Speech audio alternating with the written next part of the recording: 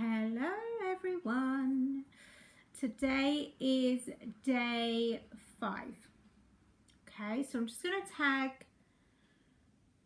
you all and see who's on. Okay.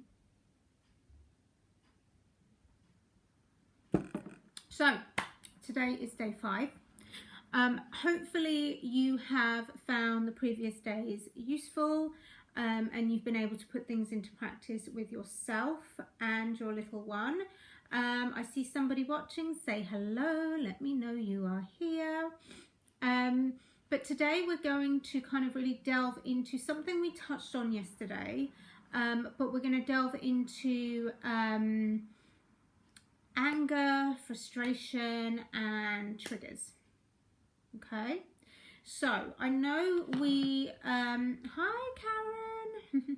I know we discussed we kind of touched on triggers yesterday, and we were looking at the difference between reacting and responding. But I really want to go into something that actually a lot of mums struggle with, okay, and that is the anger. Okay, so let me know if this resonates with you as well, but there are a lot of angry mums out there, and I will hold my hands up and I will say yes, I was one of them predominantly, and sometimes we can have peaks and troughs and slip back into old patterns and everything, but there is always where we feel the anger. And this is something for your child as well. So again, everything I'm teaching you, you can teach your child. It's what's underneath the anger. Okay, so the anger is surface level. What's underneath is what we need to look at. Okay, so let's be honest. Parenting is not easy. This is said by a parenting coach, because it's not. It will test you, it will push you to your limits, maybe beyond, and it will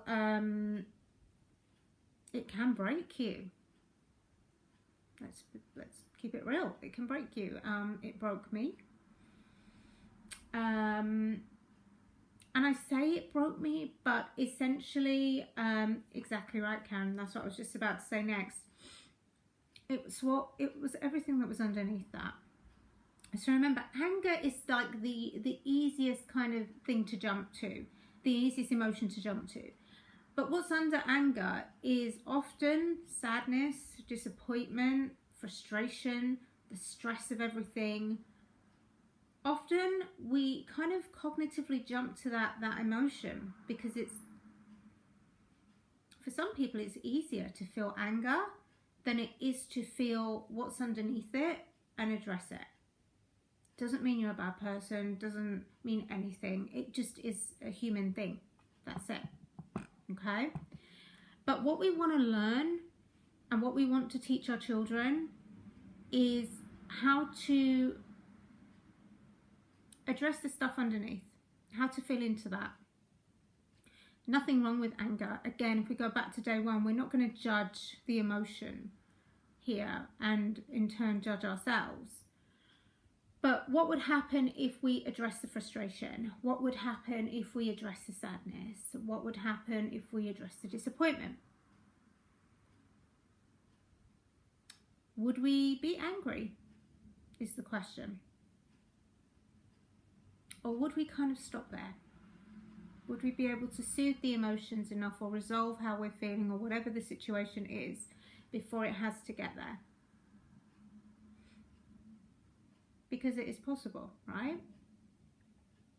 So if we're feeling frustrated about something, if we can recognize we're feeling frustration, it's about what is underneath the frustration. What is creating the frustration? Is there another emotion under that frustration? Karen, let me know. Is it a particular situation? that is causing consistent frustration. But what about it exactly is causing that? Because that's something that we need to address. Again, so that we can resolve that within ourselves, and again, so we can show up as the best version of ourselves, so we can feel good within ourselves. Because that's how we show up as the best version of ourselves. And that's how our children learn how to do it as well. Okay? So a lot of the time it can be due to stress and tiredness is a big one. Yeah, I'm sure I've said it thousands of times. When I'm tired, I'm in a more reactive state. I have less patience. I know these things about me, right? So I put things in place to ensure that I am still trying to show up as the best version of me. Okay? But it's still about addressing what lies beneath. Now, here's the thing. Karen, resentment, being left with a disabled child in administration. Yeah, I can resonate with that completely. Well, not with the exact situation, but the resentment, you know, the feeling of almost, it's not right, it's not fair. And I was there myself personally many, many years ago when I was single mum again, left holding the baby again, and having to cope with everything on my own. It is a load to bear. It really, really is. And I'll hold my hands up. I took it out on the kids a lot. I did. There were times where I just was so not connected to my emotions. It was just like a volcano erupting.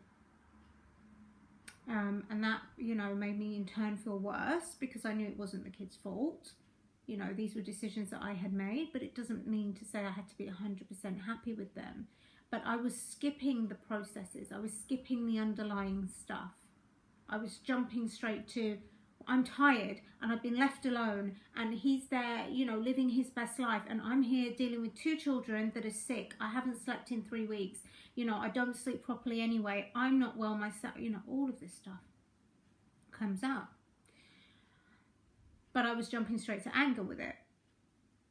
And it wasn't until later on when I just thought, enough's enough. I'm sick of feeling this way. I need to do something about it. I need to learn to connect in, because the truth is, I'm in this situation.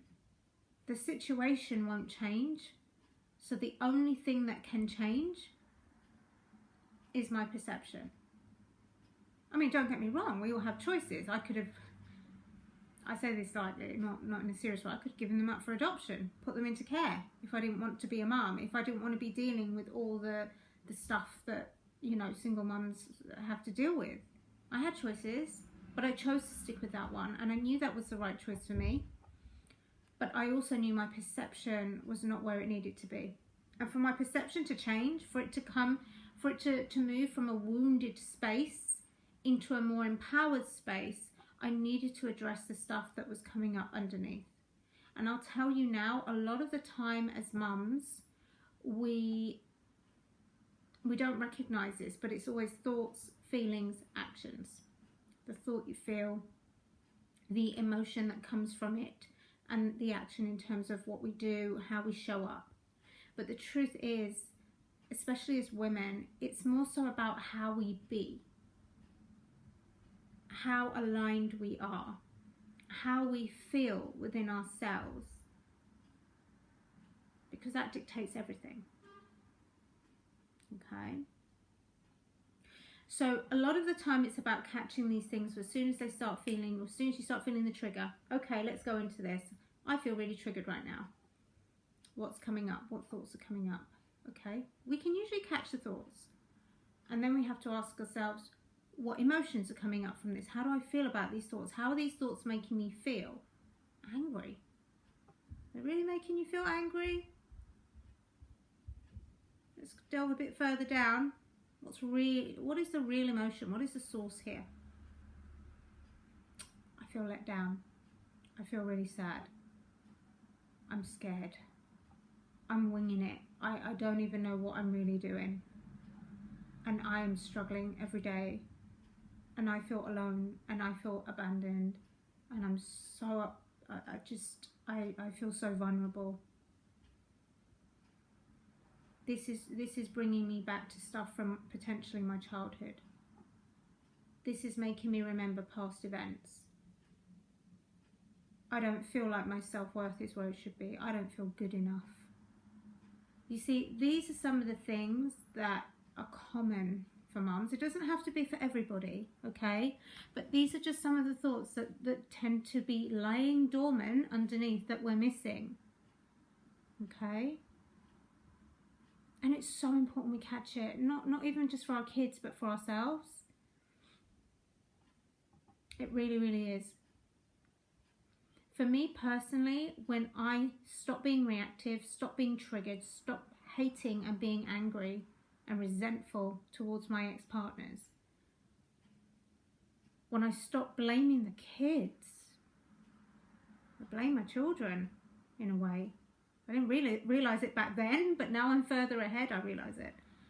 And I started to really delve into those emotions that were sat there that I felt I was too busy to delve into, because I had to do this and I had to look after that one, and then that one was falling sick, and then I've got to do the school stuff and make sure.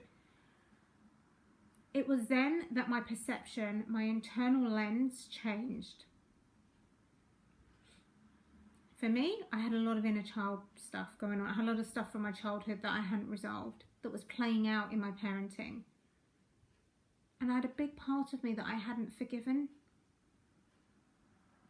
I didn't realise it, but I hadn't forgiven myself for the decisions that I'd made. When I did that, my internal lens changed. Okay?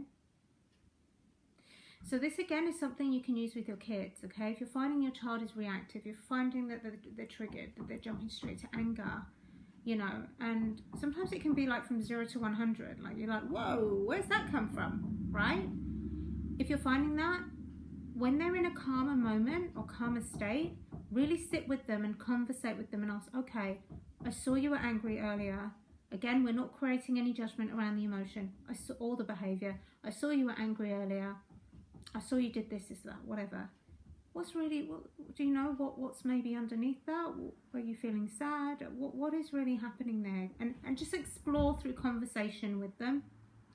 The more you do that, the more you get them into a habit of recognizing their emotions before it escalates into anger. And again, anger, we're not labeling emotions or anything on that level, but it just brings in more emotional awareness for them to be able to catch themselves feeling sad or disappointed or unworthy or whatever it is they're feeling, and then addressing it at that point. So your activity for today is like an extension of the activity that we did yesterday.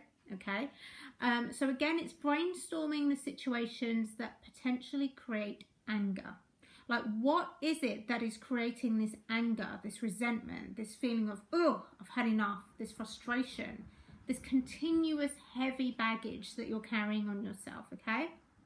And then I want you to ask and explore within yourself, what can I do to soothe this anger and frustration? This is a situation I've chosen. Do I need to forgive myself maybe? Do I need to release more of the past? Do I need to switch my lens and start looking at the positives here more so? What do I need to do? Feel into that, okay?